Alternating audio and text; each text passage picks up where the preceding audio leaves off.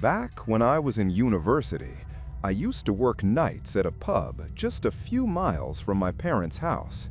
We lived out in the countryside, so I had to commute to nearby Leeds on weekday mornings. On weekends, I'd spend my nights earning much-needed beer money. The point is, when my late shift at the pub ended, I'd have to walk about 2.5 miles along narrow, poorly lit country lanes in order to get home. Yeah, we had a taxi service in the village nearby, but on weekends it was pretty much fully booked at all times. That, and I didn't fancy blowing my nightly wages on a taxi at the end of every shift. I was that frugal of a student. One of the great things about working pubs in the countryside is that the tips are phenomenal. The sense of community and old-fashioned values meant that farmhands and landed gentry alike would always tip on their orders. Sometimes it was the take-your-own of about 20 pence, but sometimes they'd leave you with maybe 4 or 5 pounds of change, especially when they'd had a few too many and were feeling overly generous. Anyways, my shifts usually ended at about 11:30 in the evening. Once last orders had been called and we'd cleaned down the bars, all the staff would then usually hang around for a drink until about midnight before going our separate ways. Now, this one Saturday in particular had been insanely busy. The weather had been spectacular, and there had been some kind of garden festival in the area. This meant that all kinds of people from near and far had rolled through the pub and added to my tips. By the end of the night, I had 112 pounds. It was more money than I'd ever had in my life, and I'd be kidding myself if I were to waste some of it on a taxi, especially when a belly full of lager would see me home with no problems. So off I went, merrily meandering home, feeling like a very rich man as I planned how to spend my newfound fortune. It was dark out, like really dark, with only a sliver of the moon in the sky to light my way. But I was just too buzzed and cheerful to care. It didn't occur to me once that I would be in any kind of danger. About a mile into the journey home, I'm blasting some AC/DC in my earphones when I see the lights of a car coming up behind me. It passes slowly. At first, I think the driver's about to ask for directions, but the car just keeps on going. Like I said, we had a lot of city folks passing through the village since the festival was on, so I thought nothing of not being able to recognize the vehicle or its driver. But once the car had passed me about 200 yards or so, it just stops in the middle of the road. I watch it sitting there for a minute or so, continuing on my merry way, until it dawns on me that it's not going to just drive off. I got the weirdest feeling that it was sat there waiting for me. I know that sounds paranoid, but sometimes you just get a bad feeling about something, don't you? A kind of tight feeling in your stomach that tells you something is badly wrong. So I too stopped walking at the side of the road. I just stood there staring at the car's rear lights until it finally revved its engine and took off into the night. I wasn't freaked out, but I think I can thank the belly of beer for that. If this had happened while I was sober, I know I'd have had much more of a scare. I'm not some big tough guy, like at all. So, when a couple of minutes go by and I see a pair of headlights coming at me from the opposite side of the road, I'm not worried in the slightest. I just keep walking as the car passes me. But I realize as it does so that it's the same car from before. And just like before, it stops just a couple of 100 yards down the road from me. I'm now convinced that it's a car full of city folks who have managed to get lost in the dark. So again, I stopped at the side of the road, waiting for it to reverse so the driver can ask for directions. Only, it doesn't. The car does a U-turn in the middle of the lane. Then, it switches its headlights off and begins to creep slowly down the road towards me. I wasn't freaked out before, but I was then. In fact, I'm not afraid to admit that I was completely and utterly terrified. I had no idea what exactly the driver's intentions were, but they were obviously not good. My head was spinning with grim ideas of what they were planning. Flashes of robbery, kidnapping, and worse. I just started running, looking for a gap in the hedgerows so I could jump into one of the nearby fields to hide. I finally found one, scrambling over the dry stone wall and badly scraping my elbows in the process. My first thought was to grab my phone from my backpack to call the police, but the light of the screen meant that the driver would be able to find me pretty quickly.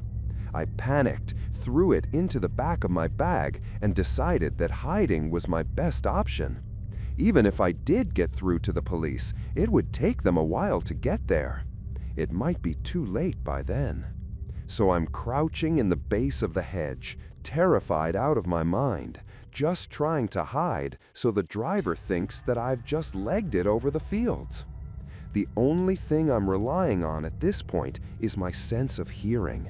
I'm listening for footsteps, the car's engine, anything to give me an idea of what's happening on the other side of the hedge.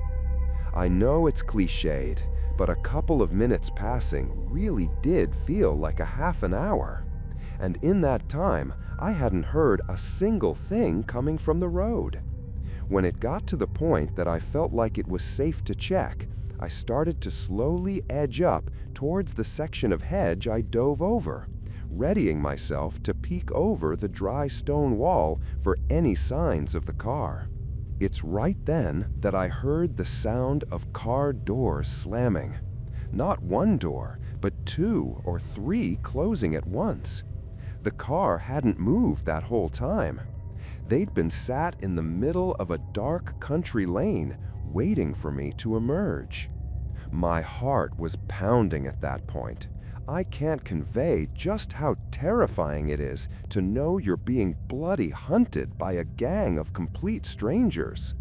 I just bolt, hurtling across the dark field in the direction of a small wooded area. I know the area quite well, so despite me not knowing exactly where I would end up, it really didn't matter by that point. It was either leg it or face being caught by the guys hunting me. I hid out in the woods for as long as I could, watching the field I just crossed for shadows or torches.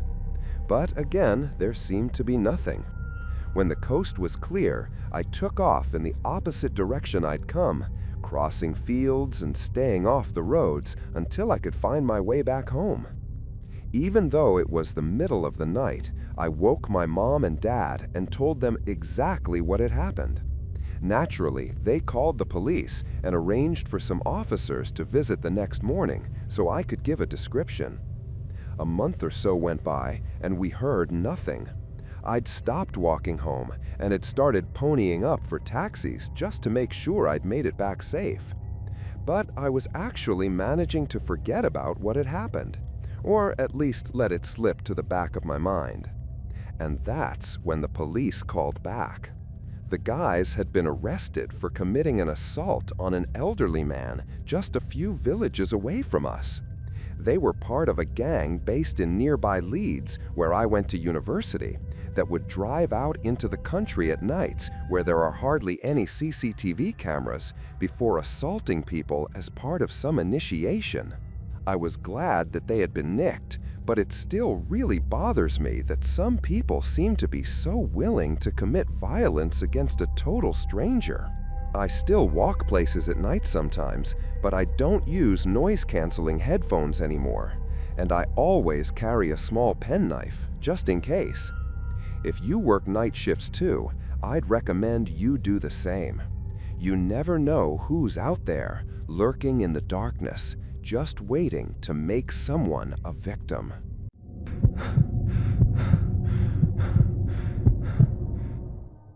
I work nights in the secure units of a nursing home here in Massachusetts. For those of you that don't know, the secure unit of any medical facility is where at-risk patients are housed. So anyone with mental illnesses, degenerative diseases, or general behavioral problems that mean they can't be given the same sort of freedom as other patients. When I'm on the night shift, I'm pretty much locked in alone with the patients. Their rooms shut off from the long, dimly lit hallway where my desk resides. Nobody likes working up there at night. It's not like it's any busier, but the lack of support means you just kind of feel vulnerable. Sure, I can just buzz for help from other night nurses if there's an emergency, but other than that, it's pretty much just 1 or 2 nurses attending the entire ward. That and, well, it does get a little spooky sometimes. Some nights, I don't believe in anything supernatural. I've been a nurse way too long to still entertain ideas about spirits and other such nonsense. But there have been a few incidents on the ward that have creeped me out. Here are a handful. One night, I'm right in the middle of my shift. It's like 2 or 3 in the morning, and the ward is so quiet you can hear a pin drop. So when I hear a voice coming from the end of the hallway, it immediately sets me on edge. "I can see you," was all it said, in this almost playful voice. I got up from my desk and looked around, but I was alone. No one was in the hallway. All the patients were still asleep. "I can see you," it said again, even creepier this time. I tried to find the source of the voice, but it seemed to be echoing around the corridor. I checked every room, but each and every one of my patients was fast asleep. I was practically shaking by the time I sat at my desk, and I was rigid with fear for the remainder of my shift. I told one of the other nurses about the voice that I had heard when she arrived in the morning to take over. When I described what the voice had said, she went quiet before solemnly telling me that one of the recently deceased patients used to say that to his younger granddaughter whenever she came to visit. She'd hide behind the curtain for him, like a little game, and that's when he'd say, "I can see you," in that sing-song way. We eventually discovered that it was someone talking in their sleep, someone who'd witnessed the little game being played between grandfather and granddaughter and had it slip into their unconscious mind. Totally rational explanation, but for a while, we were all really freaked out. We had one particular sweet old lady in the ward whose neighbor in the bed next to her was not a very nice person. I mean, not just rude or snarky, I'm talking full-on vile and spiteful. She was horrible to everyone, patients and nurses alike, but she was particularly despicable to the sweet old lady in the bed next to her. The sweet old lady would just smile and ignore her, occupying herself with her knitting, even though her arthritis made her fingers hurt like the devil. She would say, "Better to stay occupied, better to keep the mind busy," she'd always say. We were all real sad when she passed. It was quiet, during her sleep. A painless way to go. Thank God for small mercies, I suppose. But what was really weird about the whole thing was how her mean neighbor began to act following her passing. Suddenly, her less-than-friendly neighbor was absolutely terrified to sleep in that room. She flat out refused to sleep in the bed that we'd once had an incredibly hard time getting her out of. And if by some chance you did manage to get her into bed, she'd anxiously plead with you to leave the lights on. One night, she made it all the way out into the hall without her wheelchair, which was honestly sort of scary all on its own. I had never seen her walk without some kind of mobility aid. She was out of breath and there was pure fear in her eyes, the kind I'd never seen in her before. Once I called for assistance, myself and another nurse took her to the TV room and let her sleep in one of the recliners. She never, ever said it, but we were all inclined to think what she was afraid of. We all thought that she was afraid of the sweet old lady that she had been so mean to coming back to visit her during the night. The next one probably freaked the nursing staff out the most, so I'll end it on this one. We had this Greek grandmother staying with us for a while. She was a first-generation immigrant who had lived near Boston for many years and hadn't bothered to learn much English. She'd be talking up a storm, no idea what she's saying, but it'd be loud enough to hear all the way down the hall. When I go down to check on her, she stops talking and pretends to sleep, only to resume her one-sided conversation when I return to my desk. This happened a few times until she genuinely drifts off. But it's a regular occurrence. Most nights she'll repeat the same process, talking to herself in a rather loud voice until she falls asleep. So one day her son comes to visit, and I jump at the chance to ask him why his mother talks to herself before she falls asleep. He asks her in Greek, but the face she pulled required no translation. She looked like her son had just asked her the silliest question she'd ever heard before responding with just a few words. "The man in my room," her son relayed to me. I'm sure I don't need to add that she stays in a room where there aren't any men. Now, I'm pretty sure that she's just imagining her friend. She's certainly displayed signs of being in the early stages of dementia. But one or two of the other nurses here don't quite believe she's losing her mind. They talk about how she's the most lucid woman on the ward, despite not being able to speak English. Maybe it's because the residents here are so close to death themselves. Maybe it's because the staff are in constant contact with mortality. Maybe this is just how we deal with the stresses of the job. But some things happen in this place that we can't entirely explain. And maybe it's just because we really don't want to explain them.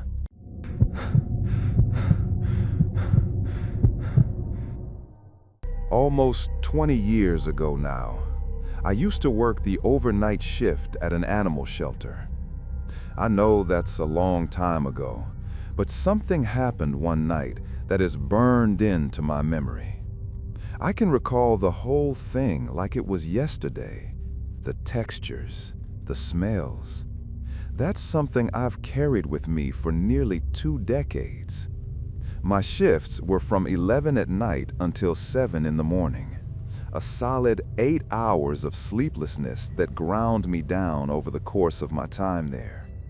Night shifts can be good if you need the money, even better if you're antisocial, but the lifestyle grinds you down. Put it this way, I had a full vitamin D deficiency after just 6 months of working there. It's not a healthy way to live. The animal shelter itself was actually a pretty big place. A horseshoe-shaped building, complete with a waiting area, a series of offices, a medical examination room, and of course, hundreds and hundreds of kennels and cages. Aside from once a week when the overnight cleaning staff were there, I spent all of my shifts alone behind the shelter's reception desk. That gave me a direct line of sight through the security glass of the shelter's front doors. My only duties were to monitor the emergency phone line, check on the animals now and then, and do some basic filing. I'd pack a few snacks and sandwiches for when I got hungry mid-shift. And every so often, I'd call up the 24-hour pizza joint just a few miles away and get them to deliver a box of hot, cheesy joy to push me through the night. Sure, the hours sucked, but working at the animal shelter gave me a great deal of freedom. And it paid really well.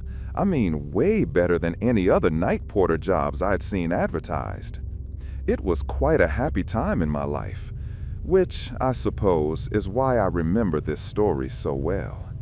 It was such a non-event in an otherwise joyful time in my life. Anyway, on the rare occasion that someone came in, it was to drop off a stray animal that they had found, or one they no longer could care for. The shelter was always happy to take them in and make them as comfortable as possible. It was kinda nice being the first point of contact to a lot of these animals. A lot of them were nervous or scared, and calming them down with treats and petting was more fulfilling than words can describe. I made a lot of furry friends during my employment at the shelter. I should add that the only exception to the shelter's rescue policy applied to fighting dogs or feral cats. As heartbreaking as it is, dogs that have been trained and conditioned to fight other animals are, more often than not, hopeless cases. Even if they're sweet and well-behaved around humans, other animals and even small children aren't safe around them. They have no hope of adoption.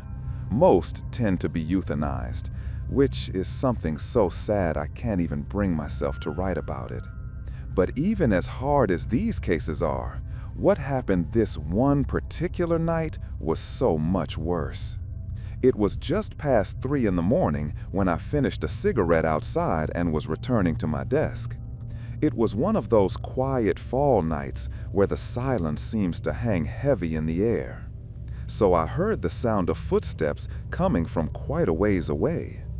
There was a woman sprinting full pelt down the sidewalk towards the front entrance of the shelter. She was banging on the glass and buzzing the intercom over and over as she reached the doors. As I moved to greet her, I noticed that her cheeks glistened with fresh tears. Something terrible was obviously happening. I hurried to unlock the glass door, trying to remain calm as I asked her how I could help. She didn't answer the question at first, which was really unusual. Normally, that's the first thing out of a person's mouth. They've got 1,000 questions about adoption, what shots an animal might need, etc. All she asked was if she could come inside. She didn't have an animal with her, so I was beginning to get a little suspicious as to why she was there. But nevertheless, I'm not one to turn away an upset person, so I invited her inside, gave her some tissues to dry her cheeks, and proceeded to try to get more info out of her. When she calmed down, she began to tell me that she needed to get her cat back. This was a problem, since I wasn't authorized to return any interred animals without the proper signatures and paperwork, all of which were in the locked office of one of the resident veterinarians. There was absolutely no way I'd be able to return her animal, especially not in the middle of the night. She'd have to return during regular hours to talk to one of the vets. It's when I tried to explain this to her that things started to go downhill. To my absolute horror, she goes on to explain that she actually came in earlier that day to have her cat put down. She had returned to claim the body in order to give her precious kitty a proper burial. Seriously, those were her exact words. She was still in tears at this point, and she was getting gradually more upset again the more she was talking about her dead cat. I just wanted to get her out of there. She didn't seem it at first, but the more I was around her, the more I gathered that she wasn't exactly all there, if that makes sense. So, like a fool, I took a brief description and went looking for her dead cat. The shelter keeps the bodies of euthanized animals in large blue plastic drums. You know the type, the kind that chemicals are kept in, black plastic lids. These blue drums are in turn kept in a huge walk-in freezer located in the shelter's basement. I gained access to the room in question, opened the freezer, and began to look for whichever barrel had been sealed the previous day. Finding it was the easiest part of the whole process. As I pulled off the black plastic lid, the smell hit me. Even when they're frozen, the animals still give off this faint, sickly smell of decay. Throw a load of them into the same plastic drum, and, well, the stink gets intense. I had to sift through scores of twisted, frozen corpses, laying them down on the cold metal floor of the walk-in and studying them in order to find the one that matched the woman's scant description. Eventually, I did find the cat that seemed to match the description I was given. But there was one thing. The cat was frozen solid and was actually stuck to another dead cat. I tried pulling them apart with my bare hands, but it was no good. I'd need something else for leverage. So I put the frozen mess of bodies on the freezer floor, put one foot on one of the cats, and then proceeded to peel them apart from one another with a horrific snapping sound. I nearly puked when I'd seen what I'd done.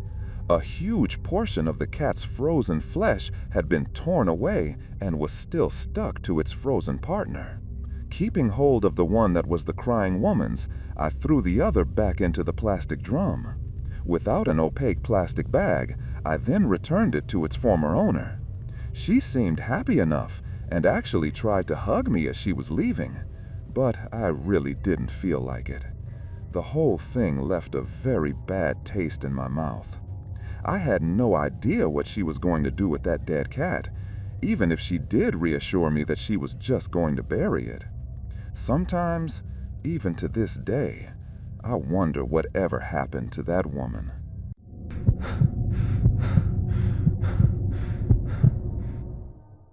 Back in my early 20s, I used to work for a relatively small security contractor.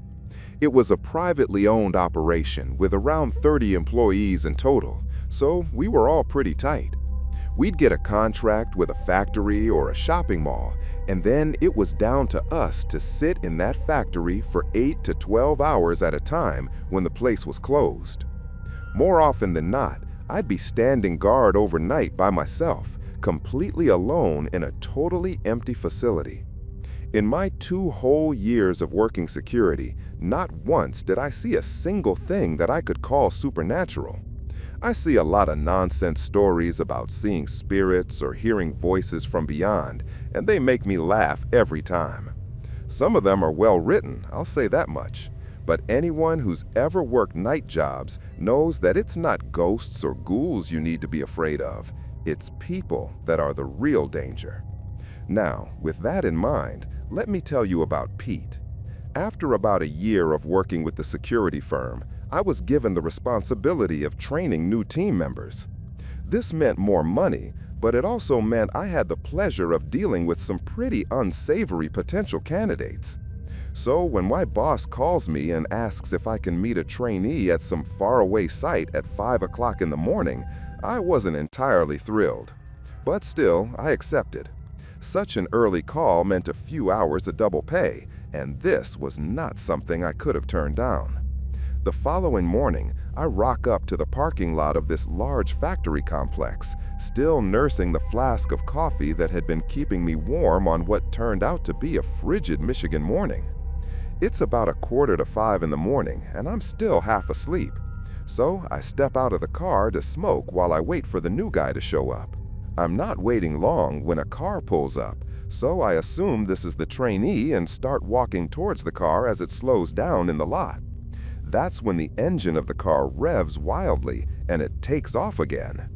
Obviously, I'm a little startled by this, so I just ignore it and stand there watching in wonder as this car begins to kinda circle the parking lot, driving erratically the whole time.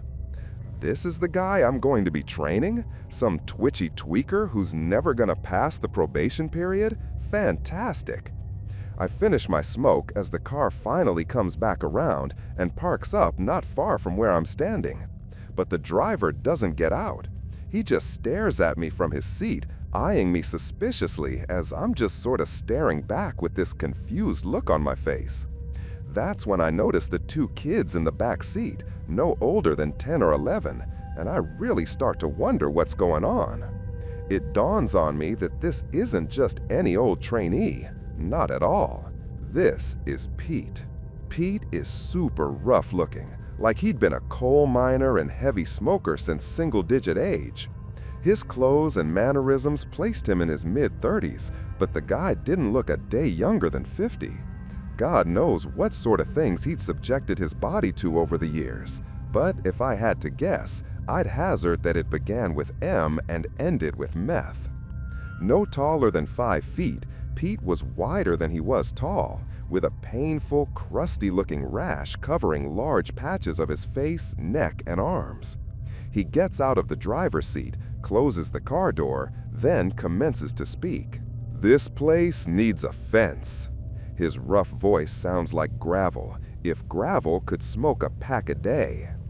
He then extends a hand for me to shake, and when I look down, I notice he's missing 2 of his fingers.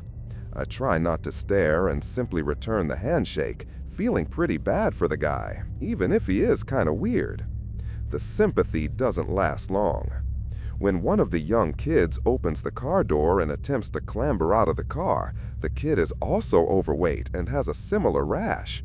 But unlike his father, his face is entirely lacking in symmetry. I mean, the kid was hideous. "Dad, I gotta," the kid begins, but Pete hears this and cuts him off before he can finish. "Get back in the car, Jacob," he barked so loud and angrily that it practically made me jump. Get back in the car and don't you dare get out again." I'm just stunned by this. I cannot believe this guy is talking to his own kid like this in front of a prospective colleague. But no matter how much I initially disliked him, I still have to show him around the factory space and give him a rundown of the job description. So I'm pretty nervous as I begin to take Pete around the factory's perimeter fence, explaining the patrolling system we have to ensure any fencing or barriers aren't compromised. I show him all the emergency procedures we follow if a break-in should occur, all that stuff. That's when I notice that Pete smells really bad. That sounds mean, but I wasn't surprised in the least bit. I mean, since when does a guy like that smell like roses? But it was the questions he was asking me that I found really disturbing. He asked me if I'm screwing any of the girls that work at the factory, if he can hunt on the grounds, that sort of thing. He also took a big interest in any violent or threatening incidents I'd experienced during my employment, pressing for the details, taking way too much amusement in some pretty harrowing stories. When we're done, he tries making small talk for, I'm not kidding, about a half hour. He's rambling on and following up with the same line of bizarre questions surrounding my personal life. I immediately call my boss and tell him just how weird and sketchy this guy is. How it was nice of him to give the guy a break, but I thought he'd be a serious risk to company contracts. But my boss didn't want to hear it. For some reason, he was dead set on giving the guy the job. I wondered if we were even talking about the same person, and actually asked at one point if we're still talking about this Pete guy. That's when my boss flipped out on me. He told me not to question his judgment and to be back the next day at 5 o'clock in the morning to carry on with Pete's induction. He'd never, ever spoken to me like that before. I'm pretty sure he'd never spoken to anyone like that before. Just who was this Pete guy to him? A friend? A relative? I wondered. The drive back to my hometown took about 2 hours, and the whole time I'm racking my brain as to why my boss would defend a guy like that. There was no way I was going to call back and ask him myself. But there was also no way I was going to spend an entire shift with Pete the very next day. After scrubbing myself clean in the shower for like a half hour, terrified that Pete's skin condition was contagious, I mulled over my options. I decided to just bite the bullet and call my boss. After a long conversation, my boss conceded and transferred me over to a different site. I would never have to lay eyes on Pete ever again. But 10 years later, that encounter still bothers me. I wonder how Pete's kids are doing and if they're doomed to live the same bizarre life as their father.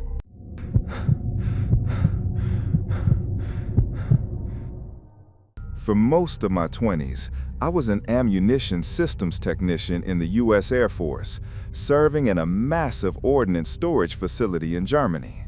This place had like a dozen buildings, including many underground bunkers that contained literally thousands of bombs. All in all, the place must have covered about 11 or 12 square miles.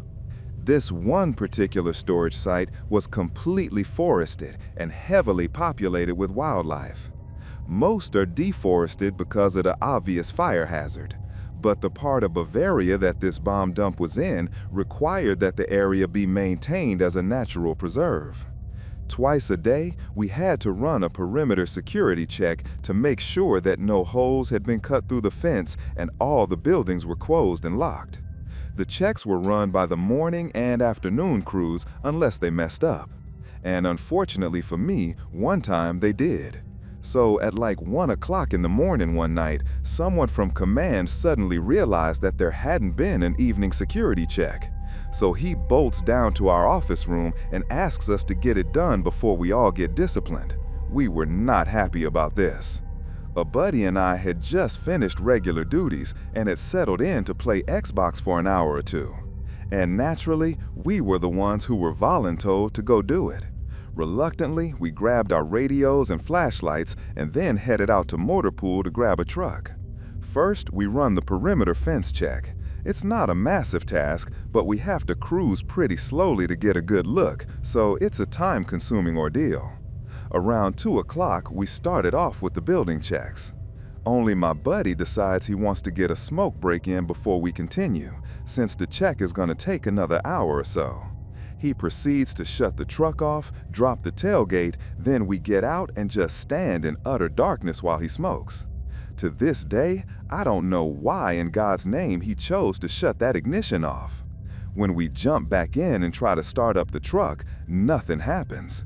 The ignition just won't fire. No attempt to turn over, no sputters, nothing. I just figured we had a dead battery or something. We radio into Creand about the breakdown, even more annoyed since we weren't even supposed to be there. We heard nothing back, just silence.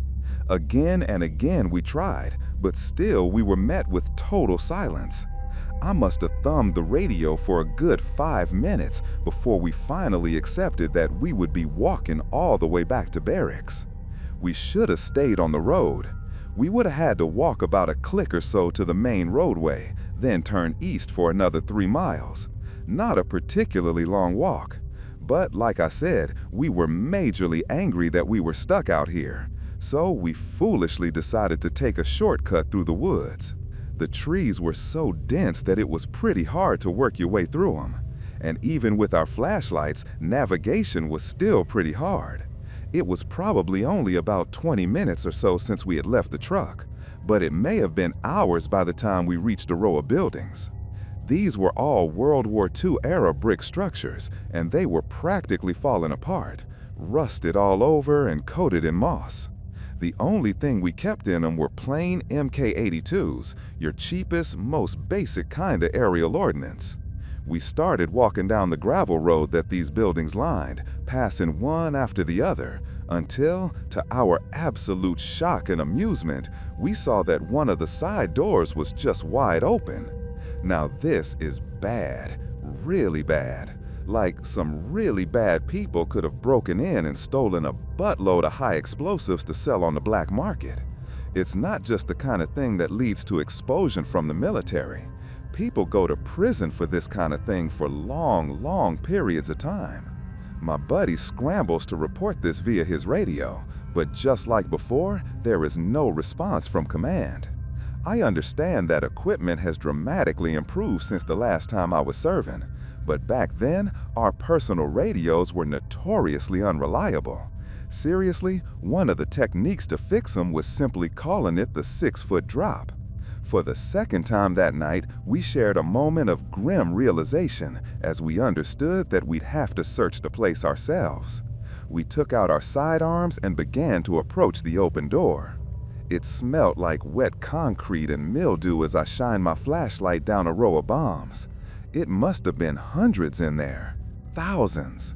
When we were satisfied the place was clear, we began to depart, intent on rushing back to command to tell them the bad news as soon as possible. If we were diligent, we could cover our butts and ensure that any court-martials would not be involving us. That's when I heard it, the most blood-curdling howl I've ever heard in my life. Something was in the bunker with us. My heart was in my throat. Each of us was panicking at the thought of what it could be. And then we were running, bolting through the woods as fast as our legs could carry us. We found a kind of clearing in the trees, turned off our flashlights, then began to stalk backwards towards the bunker, sidearms drawn and safeties off. We just sat there, panting, watching the door. Whatever was in there, it seemed to have no interest in following us out. But we also knew we had to go shut the door. Terrified, we both began walking up to it slowly, careful not to shine the flashlight into the opening. We paused about 3 feet from the door, gathered up a little courage, then pounced on the thing, slamming the door shut and bolting it before whatever was in there could make a break for it. Crisis averted, or so we thought. Shaken, we started up the gravel road towards the main roadway, ready to tell command that we had something trapped inside the still unsecured Unit 65. But once we were only about a half a mile away from the barracks, another howl echoed around through the forest. We froze. It was coming from just ahead of us. The most horrible, gut-twisting sound I've ever heard with my own 2 ears. I shined my flashlight about, but there was still nothing but dense, dark foliage. I started to sense movements around us, and then we saw them. Eyes glowing in the beam of my flashlight. I sent the beam to and fro, panicking as more and more pairs of glowing yellow eyes began to emerge from the pitch-black night. Eyes everywhere. Huge yellow eyes glowing as they were fixed on us. I couldn't breathe. I couldn't make a sound.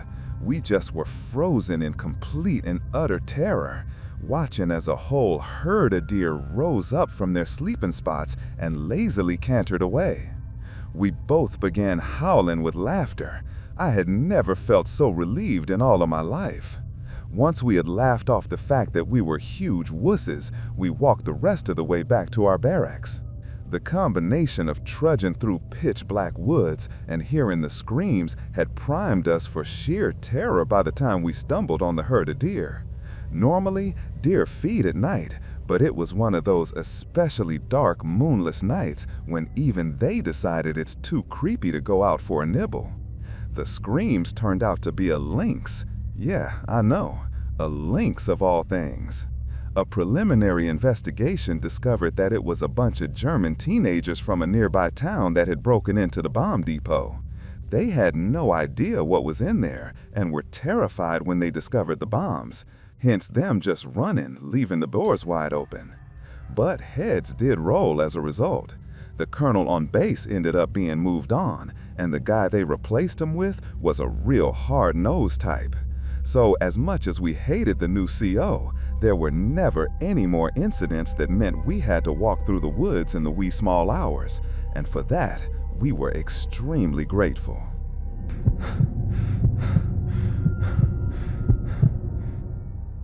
Back when I was still a teenager, I took a part-time job stocking shelves at Meijer. Like a lot of kids my age, I was automatically given the night shift. No kids, no school. You're on the third shift. A lot of people resent that and don't even bother turning up for their first shifts. But the schedule kinda suited me. I've always been a night owl, so getting the work when I'd normally be awake anyways is something that never really bothered me. So, on the morning in question, I walked down the center aisle and noticed this guy walking through the store. He looked to be an older guy wearing a poorly fitted suit. I didn't really think anything of it at first because sometimes the regional manager would show up early at this time. As we approached one another, I could get a good view of his face. When we got within 10 feet of each other, I wished him a good morning. But I still couldn't really see his face all that well. He gave a cheerful good morning in response, and I just continued on my way to the stockroom without giving it too much thought. The manager of the morning team entered the stockroom and started giving me the instructions for the seasonal items I'd be dealing with that morning. After she finished giving me my action items, I asked who the corporate guy was who'd visited that morning. She gave me this weird look, let out a little laugh, and then told me that we weren't expecting anyone. She asked for a description, and I shared it with her. She felt it could be the new regional marketing guy, but that couldn't be because he doesn't have keys, and they never come at 2 o'clock in the morning. She darted off to the neighboring admin office to find out if anyone was expected, and I went back to work. A little while later, my manager comes back with more questions about the guy I'd seen. She actually asked me if I was trying to prank her. When I said no, she asked if I'd had anything to drink. I swore to her that I'd seen this guy, and we'd even exchanged words. There was no way that I had made a mistake or I was making something up. My manager is one of the most confident, cheerful people I've ever met. She's honestly a pleasure to work with, and she's always in a good mood. This was like the one time that I saw her get really serious. She didn't smile at all as she asked me to accompany her to the office to check the camera feed. I thought she was just worried she'd missed a corporate visit, but little did I know something entirely different was happening. I was really amazed at the kind of camera technology that management had access to. They were not just using the cameras for security purposes, but for marketing research too.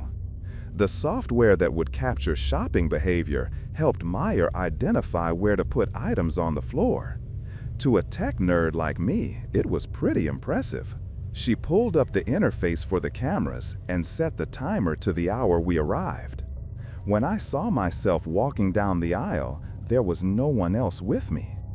I couldn't remember exactly where myself and the night visitor had crossed paths, but I figured it must have been a different place than the camera shown. With the same unusual stern look on her face, she asked if I was drunk again.